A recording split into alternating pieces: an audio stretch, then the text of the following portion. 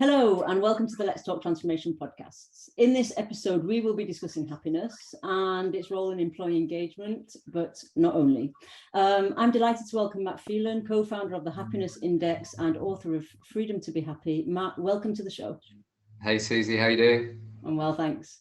Matt, you're the co-founder and the co-CEO of the Happiness Index that provides real-time employee tech to build stronger cultures. And I know that you started out as an entrepreneur, and that's where you were first confronted with this subject of employee happiness or not. And that you've dedicated your career and probably a lot of your personal time to researching happiness and that much used multi-layered discussion of what is happiness, what does it bring to oneself, to other people, but more particularly in this discussion to the bottom line of business.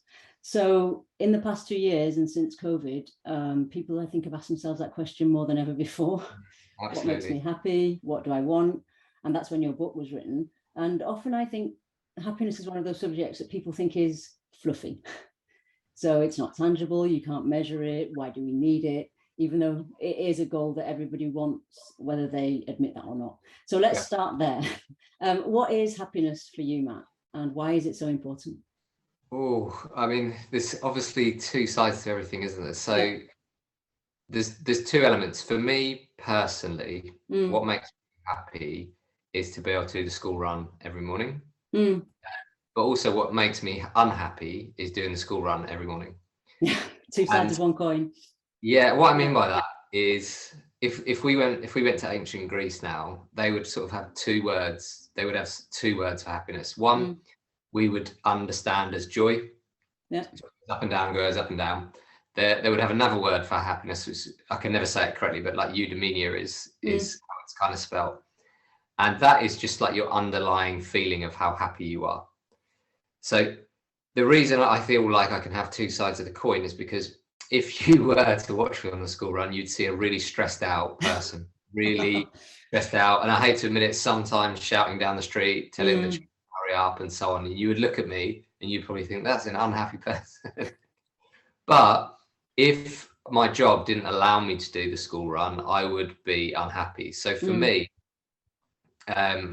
happiness is then, if I fall into the happiness index, we have a phrase called freedom to be human.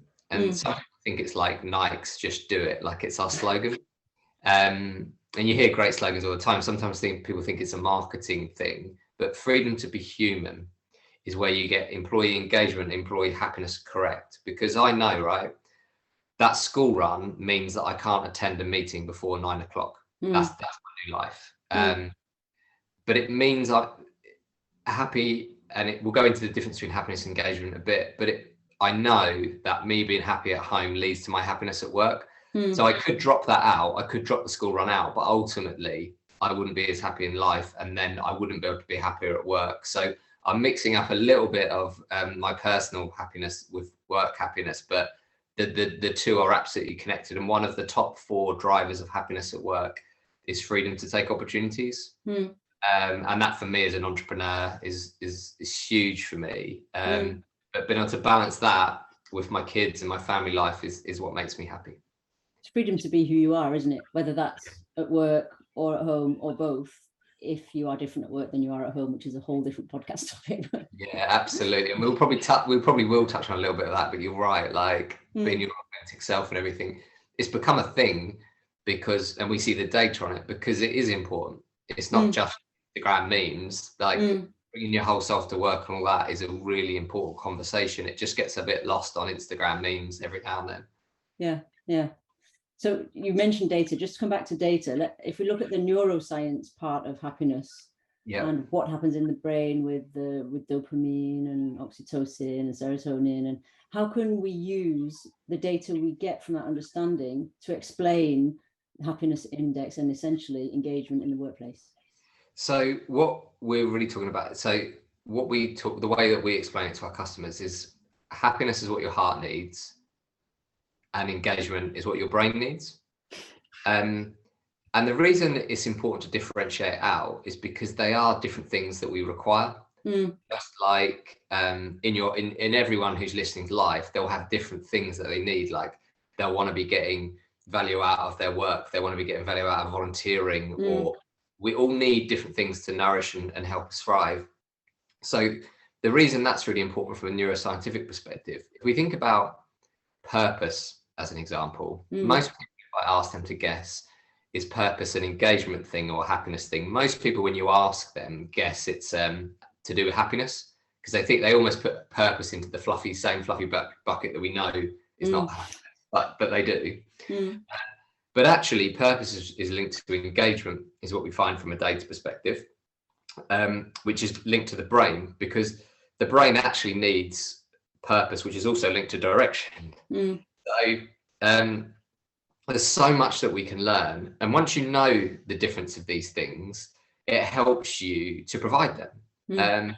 What it doesn't do and what doesn't work is setting targets. Like, let's say, because we know like purpose is one of the top 8 drivers, it's one of the top 4 engagements. Going around telling all your employees to be purpose driven, it's not going to work, right, Susie? Yeah. No, tomorrow be purpose driven, please, Matt. Yeah, yeah, exactly. So an easier example of in the top 8 would be psychological safety. You can't just tell someone to feel safe with you. That's something you have to build up over time through their experience of working with you. No matter how, even if you've employed 1 million people and all of them felt psychologically safe, the new person who starts, they don't have any history with you. So you start again from that basis. So once you have the data, you can then know where to work, and then you can start, and it's test and learn. Culture's test and learn all the time. Like when you're onboarding new employees, what makes them feel safe? And as you said, Susie, we've just had a crazy 2 years. Like onboarding people has been different for everyone. Well, even companies that, like, I know some companies that have been doing remote first really well. I know you built your home office, Susie, you were telling me earlier. So some people were already in that environment, but it doesn't mean it was an easy shift for them, because the world changed at the same time. So I just look at them all as ingredients, that we understand which ingredients you need. But even when you've got the right ingredients, and I'm saying this is a really bad chef, you could post me all the best ingredients in the world, and that doesn't mean I'm going to do the right things with it. You still need to work it all and mix it all up into your own blend of your culture. But once you know what they are, they're a starting point, and you can nurture them over time. But I like the cooking analogy, because it's 3 things there, isn't it? You've got to be interested in the outcome, so you've got to have a vision for what you want your dish to look like, and then for it to taste like, and how it's going to be experienced. Because you can quite easily, in the same tick box way, just tick off, okay, artichokes, courgettes, few onions, tomatoes, and it could taste disgusting, but if you're not interested, it doesn't matter. And I think there's a big subject of intentionality behind what you're saying, and behind the whole idea of indexing happiness, is that just because somebody feels psychologically safe today doesn't mean, if I don't check in with that person for 6 months, he or she or they may feel safe in 6 months' time. But I could quite happily intentionally work on the assumption that they're still feeling safe. So and I think that was easier to manage and see and read in a face-to-face environment. So I think COVID and the virtual environment has also brought this added filter, if you like, that makes this type of work so transactional if you don't get intentionally inclusive about how you run your meetings and how you actually speak to your employees. Have you seen that difference in the data that you're getting from the happiness index? Because I've understood it's over 95 different countries, is it? Yeah, it's over 100 now. So we definitely, cool. Differences in different countries. But what was your question, Susie? Have you seen those trends coming out in the data from the happiness index, in the fact that it's harder since COVID, or should I say it needs to be more intentional since COVID, to actually ask these questions around happiness? Yeah, and absolutely. And I just want to go back to one of your previous points to connect this point. You were talking about like wanting to cook, weren't you, in that analogy?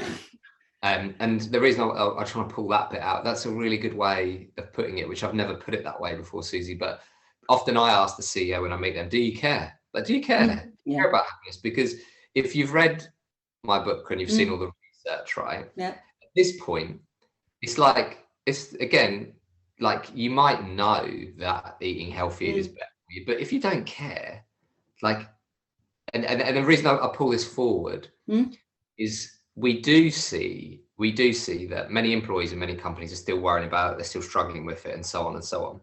And it is harder because the number one driver of happiness is positive relationships. Yeah. So anyone who's been in a long distance relationship, and I know you don't live in the UK, so I imagine you've got lots of people from the UK. Yeah. That it's probably harder for certain relationships to stay positive when you're not seeing them regularly. So you will understand that from personal life, Susan. But absolutely. It's the same in work, right? But, and then this is where the massive but comes, it doesn't mean it can't be done. And this is why I bring back to your previous point, because if you care and want a relationship to thrive in a remote way or whatever, you can. You just have to adapt the way that you do it. So a good example will be if you've got 100 employees in the UK and you've got 10 in France and 10 in Germany as a European and pan-European business.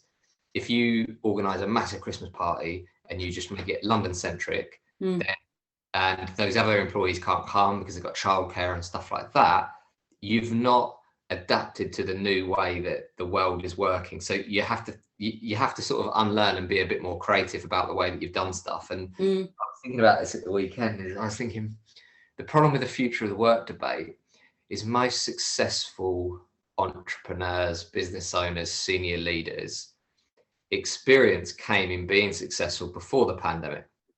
So they're going to have a bias toward what they think, no matter how much data they look at, what they think the future of work should look like. And if we take like some of the psychological research, which says there's different estimates, but percent of our actions are based on unconscious processing information. So we may be saying, look, we think it's better for people to all go back into the office, but where is that data set coming from? And I don't mean data as in like data from the happiness. I mean data as you as an individual.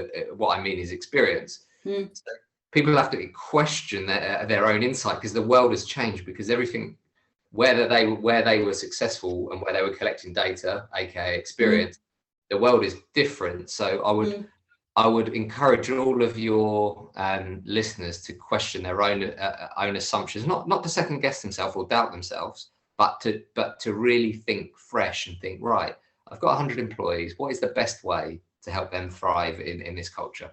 And I think taking that step back, I mean, it's a great opportunity for leaders, but indeed for everyone, to start asking the right questions as opposed to having the right answers, if you like. And I think, this is about letting things emerge. Nobody really knows what hybrid working should in inverted commas look like. And as you said, it probably looks very different for very different people in very different cultures.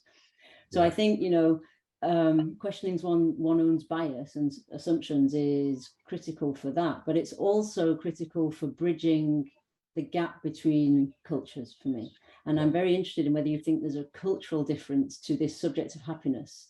I mean, having worked multiculturally and living in a different country, there are clearly cultural gaps in humor, in ways of working, communication, in lots of different areas.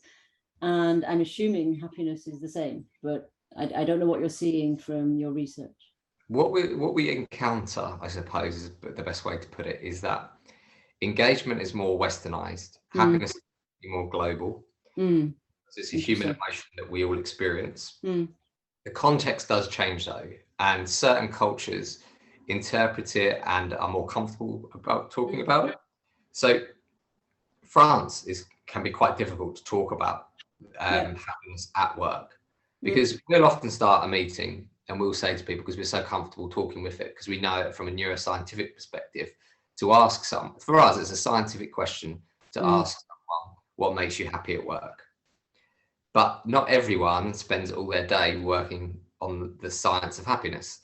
So some people, and France in particular, sometimes you can look like you've offended someone by asking that question, because that's a personal question to do with home. Now, the reality is that the neuroscience and it doesn't change. Like, we're all human beings. So if we're happier at home, we're happier at work. If we're happier at work, we're happier at home.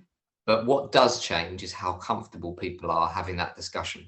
Now, that can be a massive barrier, Susie, because if you take the top 11 economies, and I'm not doing causation here. I'm not about to link two facts, but I am just going to make an observation. France, in the top 11 economies in the world, in the happiness index database, has the unhappiest employees, which is interesting because it's one of the countries in Europe that we encounter the biggest challenges of talking about happiness. Now, we're all human beings, so underneath it, and this is why when we were starting out, I was really lucky to meet the creative director from Pixar, and I asked them, why has Pixar been so successful? And they said, because you can watch any Pixar movie, and you could probably test this on some of your French friends, Susie, that can't speak English. Try and find people that don't speak English and watch a Pixar movie with them. And that Pixar designed movies so that you don't have to watch with the language turned on. So you should be able to watch a Pixar movie and understand what's going on emotionally throughout the movie without the sound on. Because I didn't know that. And the reason they've done it is because they only use in their movies global emotions, happiness being one, anger being another, and so on and so on. You could probably guess the rest. So we're talking about global things, but the business context can change from country to country. And France is whereas if you go to Denmark, people are absolutely fine. They even have a word in Denmark. Oh, that's really weird. This phone that is ringing behind me, which is never ever rung before. I just plugged it in. It's like one of those old school ones. So brilliant. I've not seen a phone like that for ages. No, it's so that's slightly freaked me out that someone has that phone number. That is, so if there's a word, I can't say it correctly, but I'll just say it how it's spelled in Danish called arbejdsglæde, and it means work happiness. So it doesn't mean work happiness, 2 words. It means work happiness, and it's something that we don't have in English. But that tells you, doesn't it, that in that society, that is normal. And even like when we go to America and we're presenting the happiness index, which for context for your listeners, it's an employee engagement and happiness platform. When we're in America and the sales team are there, they have to give all the business case stats at the beginning. Like if your employees are happier, they're more productive, they sell more, they're more creative. You have to make that argument at the beginning of a business pitch. The first time we did it in Denmark, they couldn't really understand why we were presenting those slides. And the reason they couldn't understand is because, well, we know this is obvious. This is like presenting stats that you need to eat food or you need to water your plants. Or like collaboration. They have a word uniquely for collaboration that isn't collaboration. It means community collaboration spirit, and I cannot pronounce it. But my sister lives in Denmark, and so she pronounces it better than I do. But I was really surprised to find exactly that. They have a word that's linked to something culturally they understand and they experience, and that we don't have a word for. So to answer your question, happiness is a global emotion. We all experience it, but some of us in the work context are more comfortable about talking about others. But as a general rule, the world is changing more at work, and people are understanding it more. Like when we're in India, they talk about it much more confidently than we do in the UK. As an example, they even talk about. I did a presentation there recently and presented all our stats and everything, and someone said, "Oh, that's karma," and I was like, oh, "Okay, can you explain that to me?" And what I understood is, like in the West, we see like almost like a comic book version of karma, which is like life's a bee. I won't swear on your podcast, but like, if you do something bad happens to you, and so on. When we've presented our stuff in India in this area, the way that people at work have explained karma to me is what you put in is what you get out. So they see it more. And if someone is listening from India, they're probably thinking, well, this is obvious. But I do think in the West, we have a different interpretation. We think like if you treat someone badly, you get treated badly, or if you do good, you get good. Whereas it's much simpler in the terms of what you put in is what you get out, which goes back to seeing all those neuroscience themes like psychological safety, positive relationships. They're just inputs. They're inputs, and an output of that can be increased happiness. But you have to focus on the inputs, and they take time. So but taking the happiness index globally has been such a learning curve for us. And every day we're learning new stuff. And so I'm hearing that there is national cultural differences to how it's spoken about and how they deal with the subjects, even though it's a global human emotion, let's put it that way. And then I think you've got work culture on top of that, haven't you? So it's often very linked to national culture, but where you get big multinationals, of course, you get this melting pot of how they speak about things or not. Yeah. So how can business leaders use data and the data science to shift the organizational culture? I mean, I understand the convincing piece of it is tangible, this is what's happening. But on your platform, you must bring out other metrics that allow them to visualize progress in a different way. Yeah, so I mean, the happiness index looks at the entire employee experience. So it looks from onboarding to offboarding, and even in some cases, alumni. But if you really think about it, and we go back to the community point that you mentioned earlier, Susie, all a platform like ours is doing is allowing a company to listen to the needs of the employees.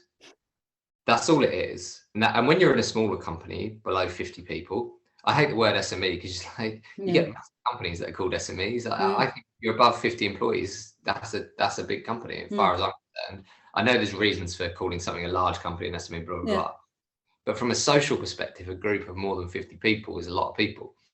And when you're below 50 or below 100, most people know each other's names. They know a little bit about each other. You might know your children's names, cats' names. So the bonds are really tight. So in that group, you'll get varying degrees of people that have got social intelligence and that are better at understanding how people feel. And you'll have some people that are less so, but that's how community works, isn't it? Some people are great on the EQ, some are great on the IQ. Now, what the happiness index platform does is it allows you to understand how everyone's feeling that organization on a larger scale. So if you've got like 1,000 employees or 500 employees, you can log in and go, all right, this is how everyone's feeling. There's been a massive drop in psychological safety in the last 2 months.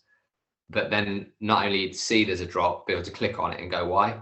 And then delve and look into the data. So it allows people to visualize their culture, but then it allows them to interrogate the data to find out in real time what's going on, just like you. And there's a lot of buzzwords in there like real time, but in reality, real time is like what you would do in a company of 50 people. Because if you're walking around the office and you could tell everyone was feeling unsafe, you'd just start speaking to people. But if you're a CEO of a company with 5,000 employees, you can't speak to everyone. And the higher you are up in an organization, the more filtered the view you get. Of course. No matter how open you are and how much you say you've got an open door policy, the CEO will always get a slightly filtered view. This allows you to have an unfiltered view of what really was going on in people's heads. And then you have two choices. You could, we always get asked by our customers, what should we do about it? And I would say you've got two choices. There's only ever two choices. You can do something about it or you can not do something about it. That's it. It's like, you've got the information in front of you. And sometimes acknowledgement is just doing something about it because you might acknowledge there's a problem. You might not be able to fix it because you may have like one of our clients is Canary Wharf PLC. If all the employees say we want to move from Canary Wharf PLC, it's quite a big job to move Canary Wharf PLC to somewhere else. So also acknowledging when you can't do stuff, that's still action in my mind. But you can either, once you know about a problem, you can either acknowledge it and try and move it forward, or you can put your fingers in your ears and hope it's going to get better. And I think I know which one I would prefer to do, Susie. Yeah, we're back to the cooking analogy, aren't we? You can just put in a little bit more salt and hope it tastes okay, or you can have a look at everything that you've got as ingredients and create maybe a different type of dish. Because I think, that, because even you're right, as the higher up you go and the bigger the organization, the more filtered your understanding is or your perception is. Even if you go on the go look see tours or you go on listening tours and you listen to your people, there will still be a certain amount of filtering going on, as opposed to how happy your people are. And so many people wear masks to work because they feel that they need to, and that's also another discussion. But so that CEO will only see that. So it's interesting to look at what you found when you analysed the drivers for employee engagement. I mean, I remember the example around the unhappy and happy hospital staff and how you got to an understanding of the drivers of employee engagement. Can you just walk us through some of the drivers for employee engagement? So let's have a look. Let's have a look at I'm trying to think of a good example, Canada and America. So if you take two neighbor countries, the number one driver of happiness and engagement in the USA and Canada is positive relationships, as in every country. But the second driver changes between Canada and America. So in the USA, the second driver of the top 8 is actually an engagement metric, which is clarity. In Canada, it's feelings of acknowledgement. So interesting. It is super interesting, because we've already touched on purpose being an engagement, the top 4 engagement metric, but we've also now got clarity, which, when you think about it, we'll move on from the food analogy for a second, but we use a car as an example of the difference between engagement and happiness as well, which is the engagement is like the sat nav, it's all the direction stuff. So purpose and clarity, like if you are going on a journey as a company or a car or a family, knowing where you're going to go and the purpose behind why you're going to go there is really important for the brain, like to build a lock on and help yourself get there. And then things like positive relationships, like who's in the car with you. It doesn't matter how much clarity you've got and how much purpose there is about where you're going. If you don't like the people that are on the in that car with you, and not to delve too deep into like subjects like war, but there's been a huge study out recently about the importance of happiness in soldiers, which is not a subject that people would talk about too much, and is quite it's quite hard to talk about, because it can bring up a lot of concerns across the world for people. But that armies have known this for years around the word morale, which is you can have the most, and I'm sure when I give the examples, people will start to think of situations around the world, but you can have the most equipped army in the world, but if they really don't believe in the purpose and the operation and what they're doing, and all those people don't want to be there, and they come up against a less equipped army, you can see scenarios in the world right now. So again, don't want to go into the detail of those, but happiness and engagement are very different, and they interplay between each other regularly. All types of organisations. We've already touched on hospitals, we've touched on armies, we've touched on normal workforces like law firms and accountancy firms, but at the end of the day, we're all human beings, and a lot of what we're doing is subconscious. So even like in the example of the hospital, but this applies to every business, happiness impacts accuracy of task. So that may be subconscious, but if you think like it's a small percentage change in how you do your job, that can impact outcome in any industry. Of course, like psychological safety, where of course Amy Edmondson uses also examples from the healthcare situation in terms of being safe enough to speak up or happy enough to speak up. Can you walk us through the 3 sources of happiness that you talk about? So flow, meaning, and pleasure. Yeah. So for us, we actually talk about the bit before that, which is emotions. So people see emotions often at work as negative. So I've been described in my career once as too emotional.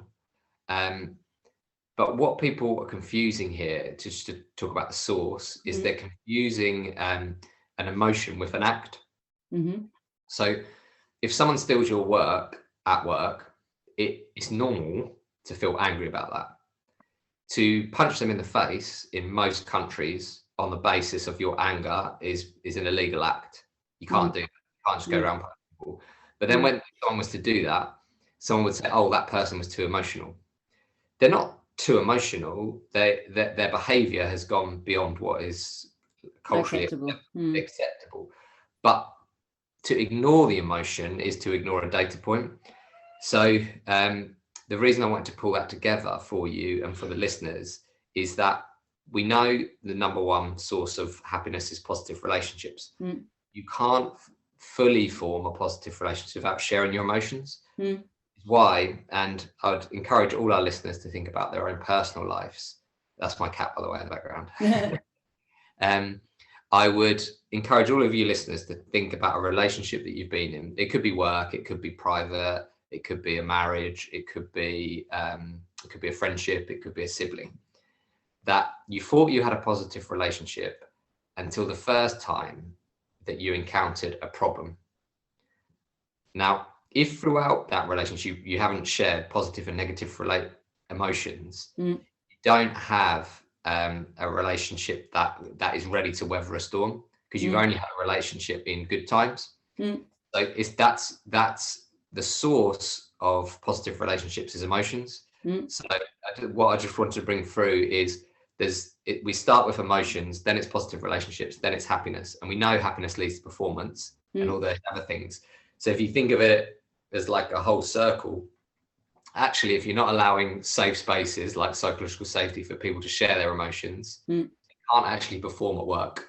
So I just want to bring you around the latest stuff we're seeing all the way around back to performance.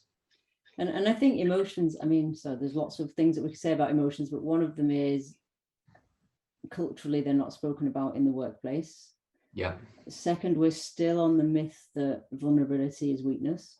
Yeah. Although that's changing. But often when I work with people on emotions, they don't have the vocabulary.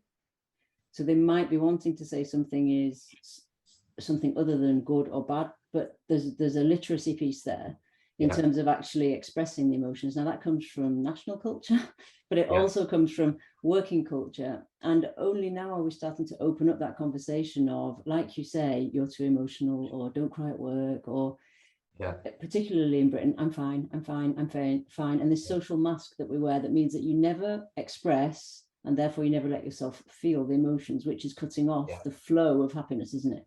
Absolutely. And I did a TED talk on this. If anyone wants to look it up, it's called 12 Million Lessons in Happiness, the Super Happiness Suit with Inbuilt Emotional Deflector Field, which is probably the longest title for a TED talk. But maybe you could just explain it briefly.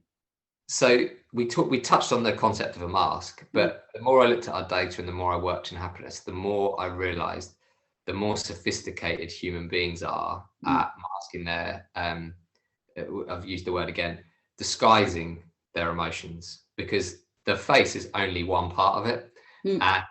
And it's always been my theory, and we've been interrupted by a cat once, but it's my theory that animals are better at communicating than human beings. And because animals are just better at saying how they feel. If they're hungry, they let you know. If they're tired, they let you know. Human beings are really good at blocking them out. But it's not just the mask, it's a whole body thing. It's a whole body concept. And what I mean by the emotional deflector field is you can have someone that's just been through a bereavement. It could be someone really close to them, and they're at work the next day and someone says, "How are you?" And they're just about to go into big pitch. Yeah, absolutely fine. And they have to put their whole body and everything through that.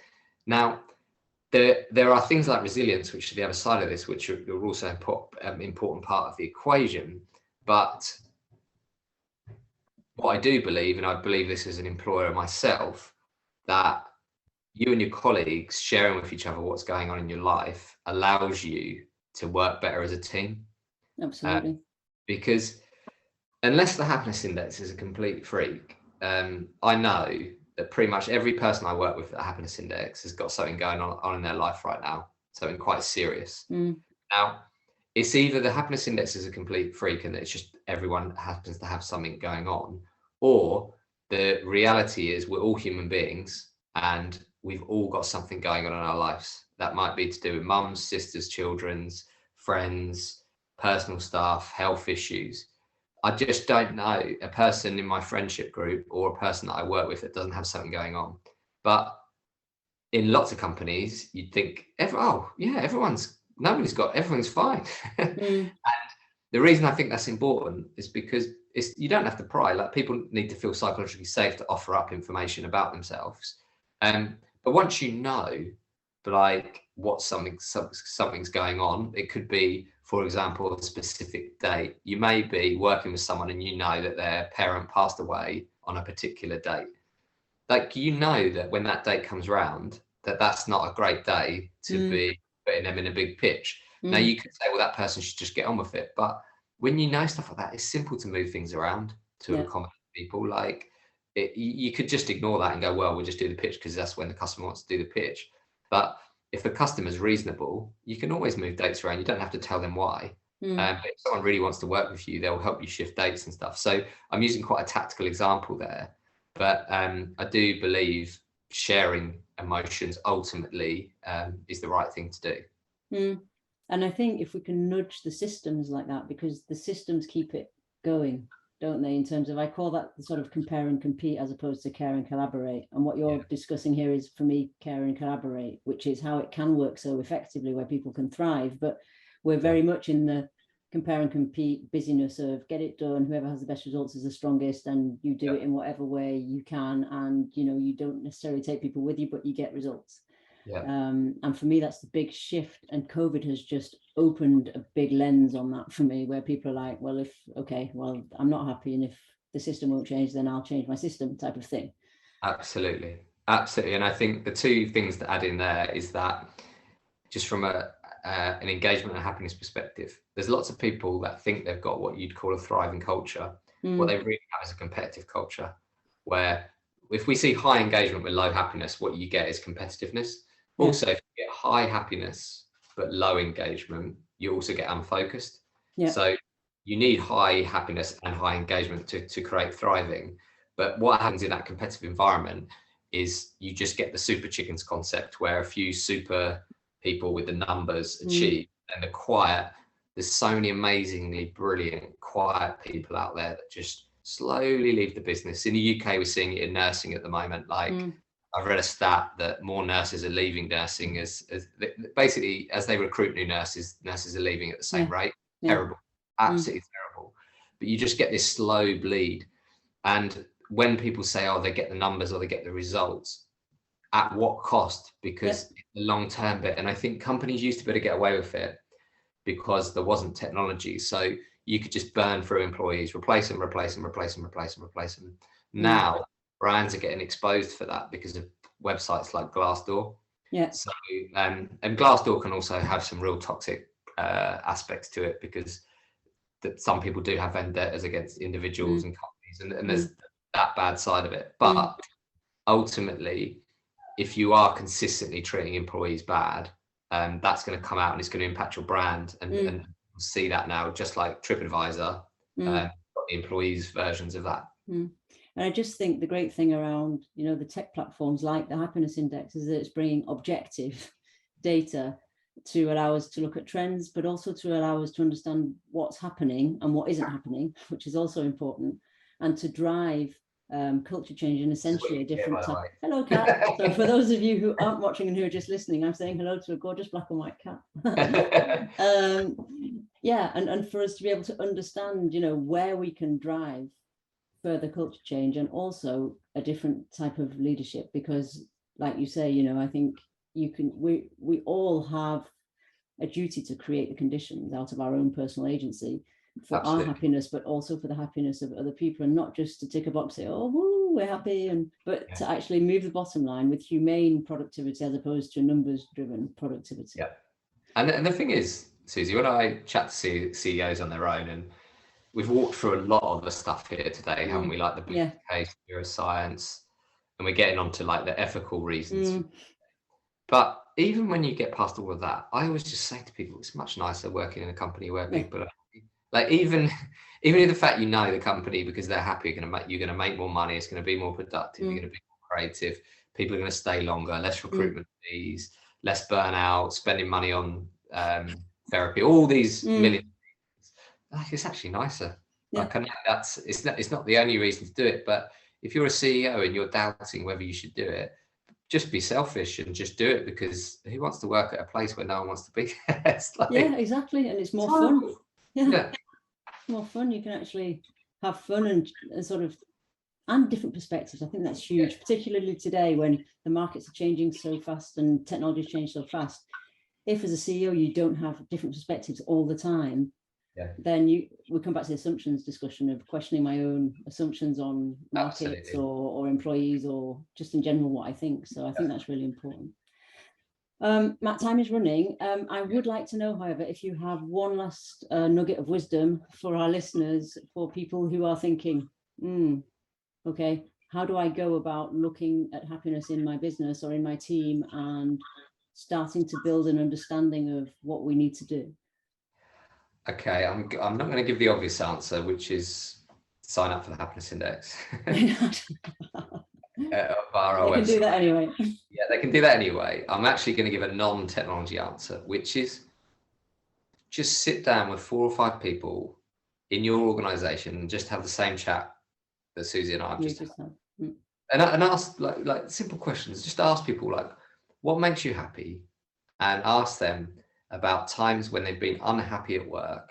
And flip it around sometimes, like flip it around, say, think of a time when you were unhappy at work. Like, what did that do to your life and your work? Like, when you worked somewhere and you hated it, how did that impact you? Did it impact your work? Did it change the way that you turned up? Did it change who you were? When you bring your whole self to work, are you bringing your best work to the and so on? So I would just encourage people to have the same chat that Susie and I had. Get 4 or 5 people, just ask them what makes them happy, and also ask them what makes them unhappy. So for me, well, partly because one of the reasons I'm an entrepreneur and run my own business, because freedom is really important to me.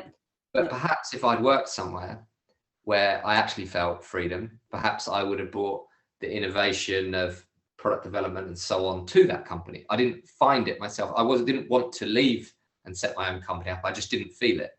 So perhaps are you missing out on particular employees? So just sit down, have a cup of tea, and start the conversation, and just start imagining, if people were happy here, could we recruit more staff? Do you think we'd get more recommendations? And then ultimately, we started by having the conversations. I wonder if happier employees equal happier customers.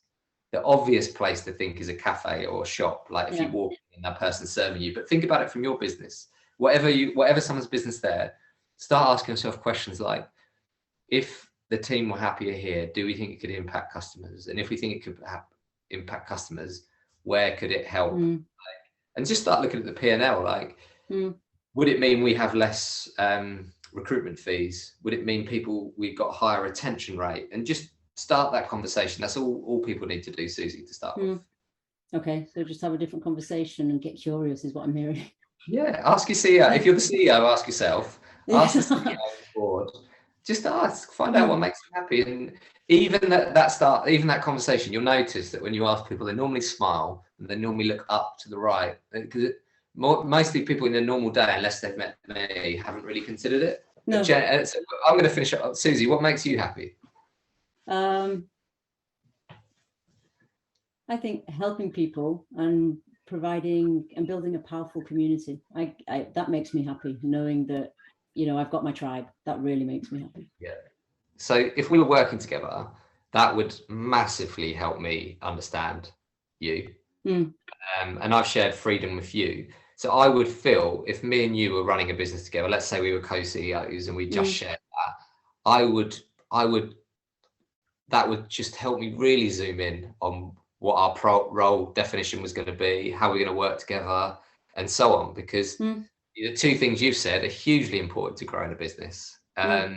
So yeah, I mean, that's fascinating. Just hearing that. So people just need to go and do what we just did. I was just thinking that the possibilities are endless. Yeah. Right. I'll just leave them with that open field of possibility. Matt, thank you so much for coming on the podcast and sharing your research and your thoughts on happiness and engagement. Where can people find out more about you and the Happiness Index and what you do? So the easiest place is www.thehappinessindex.com. If you're interested in the product stuff, just book a demo with the team. If you're interested in the research, the book's that Susie mentions called Freedom to be Happy, The Business Case for Happiness. Okay. And on a personal level, you can add me on LinkedIn and send me a message. Excellent. So I'll invite our listeners to do that. And I will also put the links that you've just mentioned in the show notes. Thanks, Susie. Okay, thank you. Thanks for a great conversation. We hope you enjoyed this episode. And if so, head over to iTunes and give us your review. And it's bye from me for now, and see you soon for the next episode of Let's Talk Transformation.